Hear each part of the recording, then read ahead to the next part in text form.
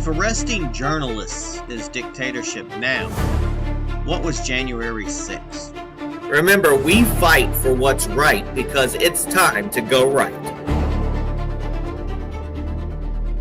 If arresting journalists is dictatorship now,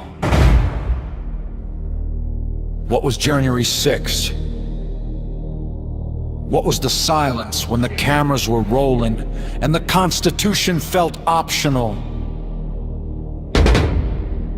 The First Amendment doesn't pick sides, doesn't check badges, doesn't ask who you voted for.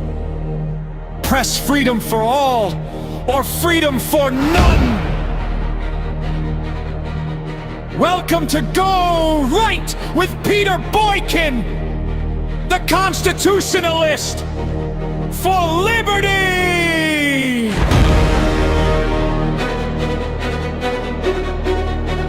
GoRightNews.com!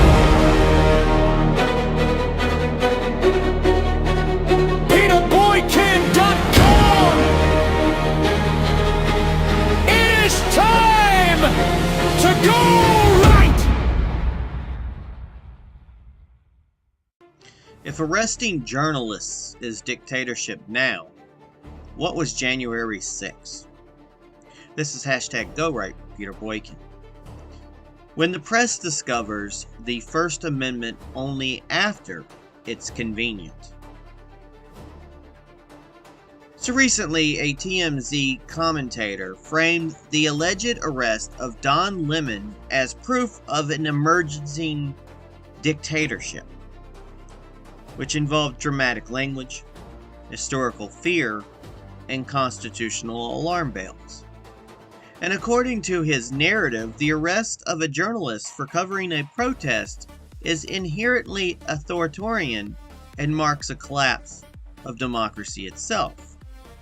If you want to listen to that video, you can find our article on GoRightNews.com where I have a link to his video. But that argument collapses under even mild scrutiny. For years, Americans were told that arrests tied to protest activity were justified, even necessary, when those arrested were politically unfashionable. Journalists, live streamers, independent reporters, and citizen media figures who covered unrest during the January 6th Capitol breach were arrested, detained, charged, or financially destroyed. And many were not embedded with violence. Many were not participants. Many were clearly documenting events. So we ask, where was TMZ then? Where was this sudden reverence for the First Amendment when journalists were labeled insurrectionists simply for being present? When credentials were ignored? When due process was slow-walked? When pretrial detention became punishment? The Constitution does not activate based on political branding. The First Amendment does not belong to legacy media alone. It protects speech, press assembly, and petition for everyone, or it protects no one. The TMZ argument rests on a selective definition of journalism. CNN credentials are treated as sacred, while independent journalists are treated as disposable. That is not constitutional reasoning. That is guild protection.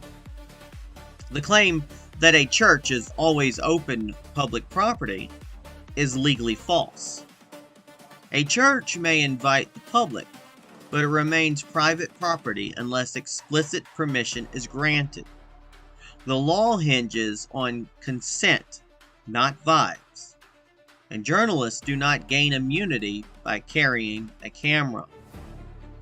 More importantly, the claim that a grand jury indictment proves authoritarian intent ignores how grand juries work.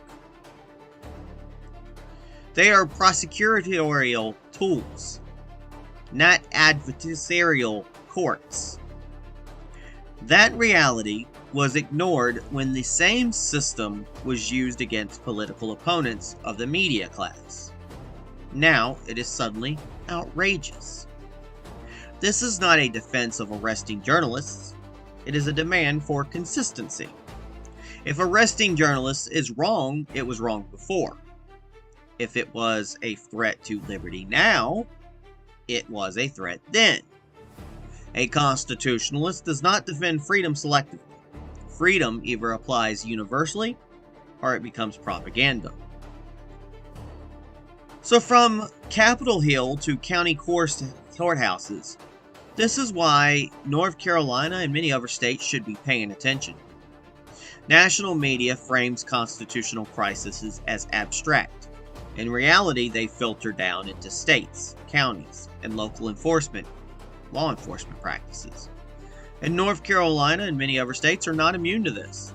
In recent years, North Carolina has seen expanded coordination between state authorities and federal agencies during protests, political demonstrations, and public events. While most interactions remain lawful, the precedent set at the federal level shapes local behavior. If journalists are defined narrowly by corporate affiliation, then independent media in North Carolina is at risk. If presence near protest activity is treated as participation, then live streamers in Raleigh, Charlotte, Greensboro, and Alamance County face potential criminal exposure for documentation alone. Local churches, community centers, and private venues routinely host political events. Property rights still apply. Consent still matters. Law enforcement must balance First Amendment protections with trespass law, but the standard must be neutral. What North Carolina must resist is politicized enforcement. When rules are bent for one group and rigidly enforced against another, trust collapses. When prosecutors chase narratives instead of evidence, communities fracture. The Constitution was designed to decentralize power for a reason. States act as fire breaks against federal overreach. Local officials must ask hard questions before mirroring national excesses. Is the person being arrested a journalist or merely labeled one? Was consent given? Was due process respected? Would the same standard apply if the ideology were reversed? If North Carolina fails to ask these questions now, it will not matter who sits in Washington later. The precedent will already be set. So we ask, and we state, the Constitution does not belong to the media class. They want you scared. They want you emotional. They want you to believe that the Constitution only breaks when their people are touched. The TMZ talking heads waves the First Amendment like a panic button, warning of dictatorship, invoking history, even dragging Neville Chamberlain into the frame. But where was this sermon when Americans were arrested for filming January 6th? Where was it? Where was this outrage when independent journalists were raided, charged, smeared, and financially erased? The constitutionalist answer is simple. Rights do not activate based on press badges. The First Amendment does not belong to Donald Trump, CNN, TMZ, or the Department of Justice. It belongs to the people. If arresting journalists is wrong, it is always wrong. If due process matters, it always matters. If grand juries are flawed tools, they did not suddenly become flawed yesterday. What we're watching is not the death of democracy, it is the exposure of hypocrisy. A free press is essential, yes. But a free press includes citizens with phones, independent reporters, live streamers, and voices outside corporate studios. Liberty does not flow from legacy media approval. A constitutionalist for liberty does not cheer arrests, but he also does not rewrite history to protect favored players. The warning signs were there long before TMZ noticed. And the question is not whether we saw it coming. The question is whether we will finally apply the Constitution evenly. That is what it means to go right. Folks, this is hashtag Go Right with Peter Boykin. I'm Peter Boykin. You can check out more articles, including this one, at GoRightNews.com, GoRightNC.com, and PeterBoykin.com.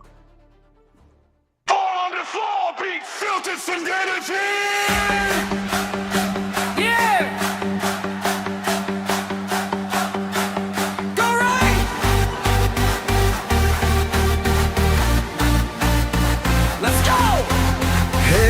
Screaming loud again. Truth depends on who's your friend. Same rules but a different spin. History erased with a new